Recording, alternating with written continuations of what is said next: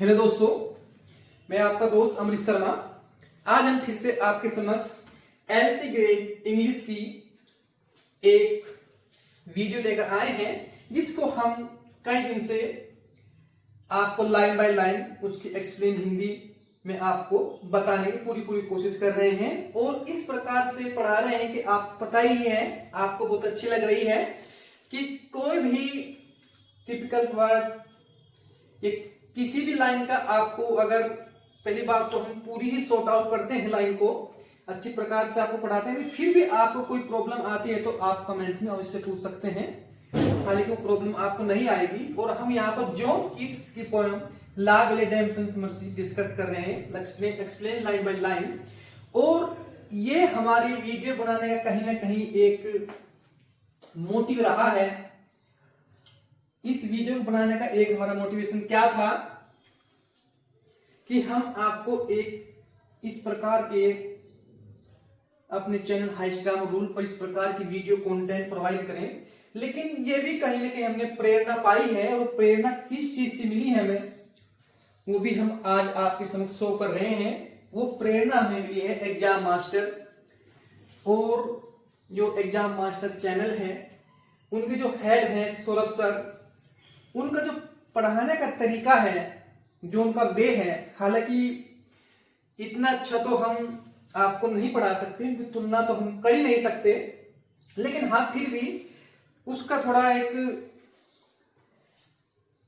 उनके बताए गए मार्ग पर चलकर हम अपनी वीडियो को इस प्रकार से इसी लय में समझाने की पूरी कोशिश करते हैं, जिस प्रकार से हमारे सौरभ सर अपनी क्लास में पढ़ाते हैं। तो अधिक टाइम किल ना करते हुए अपनी वीडियो को आगे बढ़ाते हैं गाइस। हमने कुछ लाइनें आपको पढ़ा दी थी जो आपको प्लेलिस्ट में मिल जाएंगी।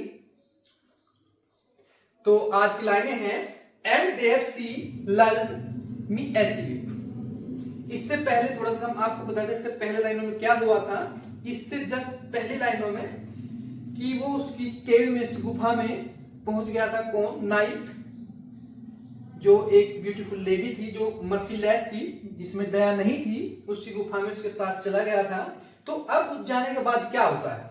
तो अब जाने के बाद क्या होता है? And there she learned me asleep. Learn का अर्थ होता है लोरी सुनाना।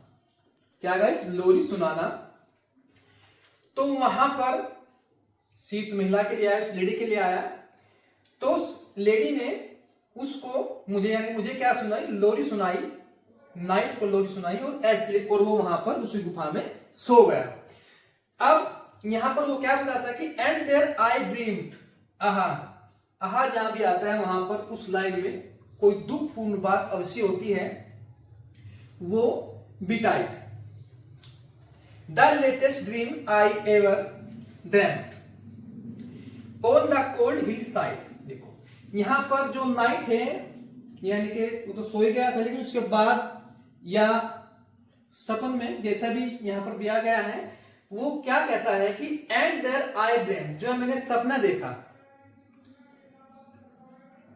जो वहां पर सोने के बाद नाइट में कुछ सपन देखा, तो आहा वो बेटाइट, वो बहुत भयानक था। वो बहुत क्या था? बहुत डरावना, बहुत भयानक सपना देखा। द लेटेस्ट ड्रीम, और उसका लेटेस्ट माने अभी अभी का सपन क्या था? I ever dream on the cold hill side. और ऐसा सपन हालांकि देख लेते, कहीं भी देख सकते हैं आप, भयानक हो या अच्छा ही हो, आप देख तो कहीं भी सकते हैं, लेकिन राजकुमार और राजाओं का जो पैलेस होता है, जो स्थान होता है, वो राजमहल होता है, यानी कि अगर देखेंगे तो सपन को कहां पर देखेंगे? अपने राजमहल में देखेंगे। लेकिन ऐसा पहली बार क्या हुआ है? On the cold hill side, कि कोल्ड हिल साइड यानी कि उस गुफा में ये सपना देखा गया, और ये चारों ओर से क्या है?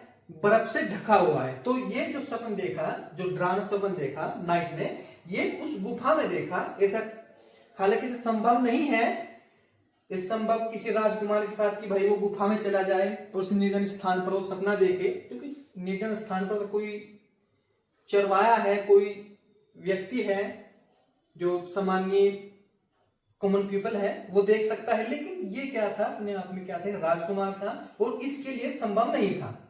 हालांकि फिर भी इसने केव में सपन देखा, एक भयानक सपन देखा जो चारों ओर से बर्फ से ढका हुआ है। आई सा पेल किंग्स, और उस सपन में क्या देखा, आई सा पेल किंग्स एंड प्रिंसेस टू। तो सपन में उसने मैंने क्या देखा कि पेल किंग्स, कुछ पीले मुरझाए हुए राजा किंग्स देखे, एंड और प्रिंसेस टू, और कुछ राजकुमार देखे। डिट्टो इस प्रकार के ही पीले और मुरझाए हुए चेहरे क्या देखे, राजकुमार देखे, यानी कि इसमें जिसमें खून ना हो वो पीला पड़ जाता है और वो उसका चेहरा क्या है, मुरझा जाता है, मुरझा हुआ लगता है, जिस प्रकार से किसी मरे हुए व्यक्ति का चेहरा हो। तो इस प्रकार के उसने राजा देखे और राजकुमार देखे, पेल वॉरियर्स, और इस प्रकार के ही उसने क्या, पेल पीले और मुरझाए हुए चेहरे क्या देखे, योद्धा देखे, वॉरियर्स योद्धा। दैट पेल्स वर दे आल, जिस प्रकार से मैं सभी मरे हुई हूं, जिस प्रकार से मैं सभी क्या हूं, मरे हुई हूं। कौन कौन से वो मरे हुए, किंग हो, राजा हो, या राजकुमार हो, या योद्धा हो। तो इस प्रकार के उसने देखे पीले रंग के, मुरझाए हुए, और ऐसे लग रहे थे इस प्रकार के सभी मरे हुए हैं। तो दे क्राइड, और वे सभी चिल्ला रहे थे। कौन चिल्ला रहे थे, राजा, राजकुमार और वे वॉरियर्स, यानी कि वे योद्धा। ला बेले डैम सन्स मर्सी, वे कह रहे थे कि ये क्या है, ला बेले डैम सन्स मर्सी, कि युक्ति सुंदर तो है लेकिन मर्सी रहित है, इसमें दया का भाव नहीं है।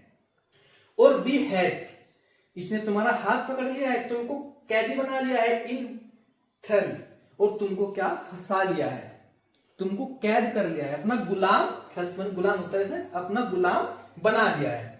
तो गाइस इस स्लाइड में इतना ही, मिलते हैं नेक्स्ट स्लाइड में।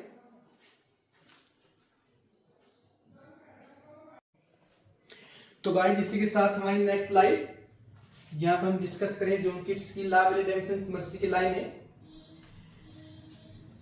तो आई सा देयर स्टार लिप्स, स्टार का होता है भूखा प्यासा, वो प्यार का भूखा हो, वो खाने का भूखा हो, लिप्स इन द ग्लोम, ग्लोम का होता है बुझते हुए दीपक आप कह सकते हैं, मुरझाए हुए भी आप कह सकते हैं।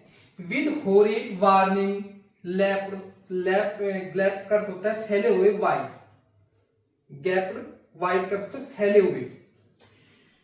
तो अब यहां पर यानी कि वो नाइट जो है क्या देख रहा है, सपन देख रहा है, ड्रीम देख रहा है, जो उसको रात में आता है उस केव में, उस मर्सीलेस लेडी ने जो केव थी वहां पर वो उसको सुला दिया सुंदरी गाकर।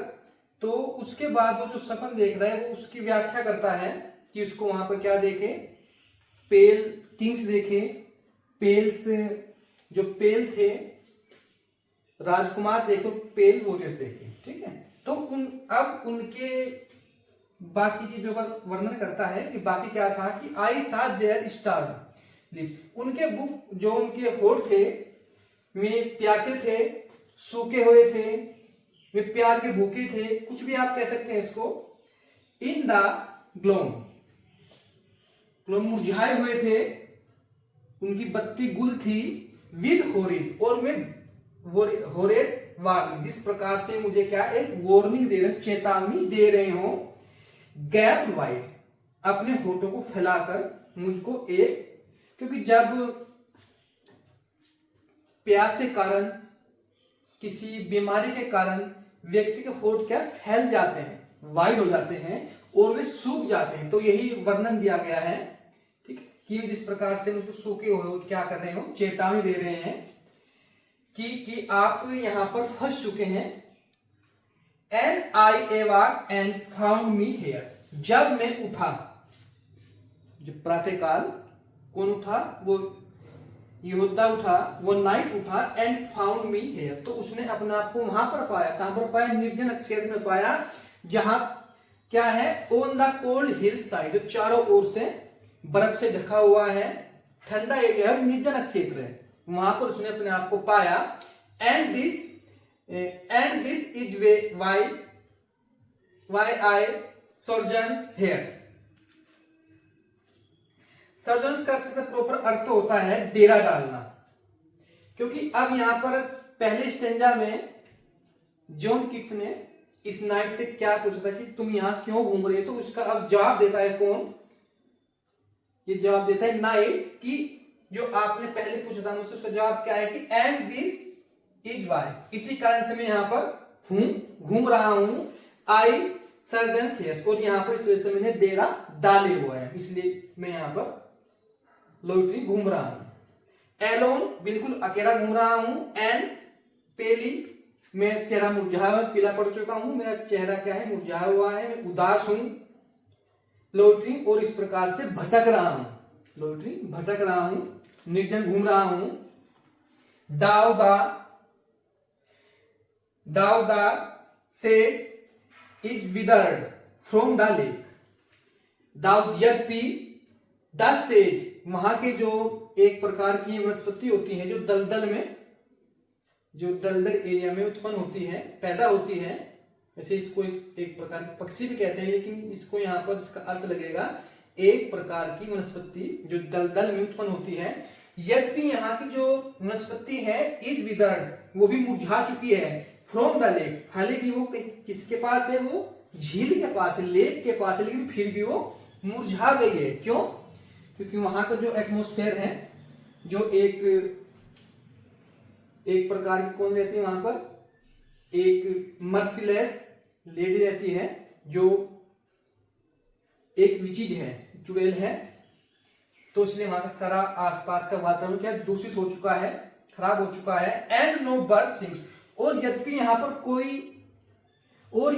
कोई चिड़िया भी चहचहा नहीं रही है, यानी कि यह क्षेत्र बिल्कुल निर्जन है। मैं यहाँ पर आंसर देता है नाइट जॉन किट्स को, जो पूछता है तुम यहाँ पर क्यों घूम रहे हो, कि मैं यहाँ पर घूमने का कारण क्या है, मैंने डेरा यहाँ पर क्यों डाल रखा है, कि मैं एलोन क्यों घूम रहा हूँ, मेरा चेहरा पीला क्यों पड़ चुका है, मुरझाया क्यों लग रहा है, और मैं व्यर्थ में क्यों घूम रहा हूँ, कि यहाँ की जो वनस्पतियां हैं, मैं अपने पास लेक होते हुए भी, झील होते हुए भी, पानी होते हुए भी वे मुरझा चुके हैं, और यहाँ पर कोई चिड़िया चहचहा नहीं रही है। क्यों?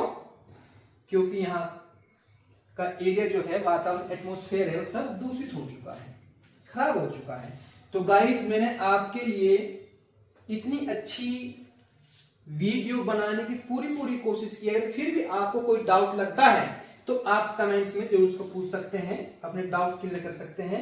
आप केवल इतना सपोर्ट करें कि हमारे वीडियो को लाइक, शेयर, सब्सक्राइब करें, और अच्छे कमेंट्स करें, ताकि हमारा जो मोटिव है, जो मोटिवेशन है, वो इंक्रीज होता रहे, बढ़ता रहे, और हम आपके समक्ष एलटी ग्रेड इंग्लिश की इस प्रकार की कंप्लीट पूरे कोर्स की वीडियो फ्री ऑफ कॉस्ट इस प्रकार से ही लाते रहे। तो गाइस, आज के लिए इतना ही, मिलते हैं नेक्स्ट वीडियो में। Okay guys, thank you very much.